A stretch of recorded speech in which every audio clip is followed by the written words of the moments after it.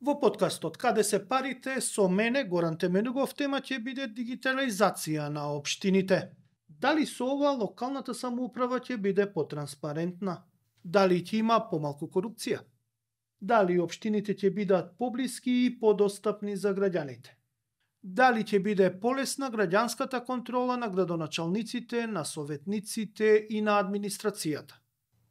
Александар Јовановски од невладината Блинк 4221 и Иван Илиовски, советник во Министерството за дигитална трансформација, зборуваат за тоа дали општинската администрација ќе може да премине од хартија на дигитални процедури.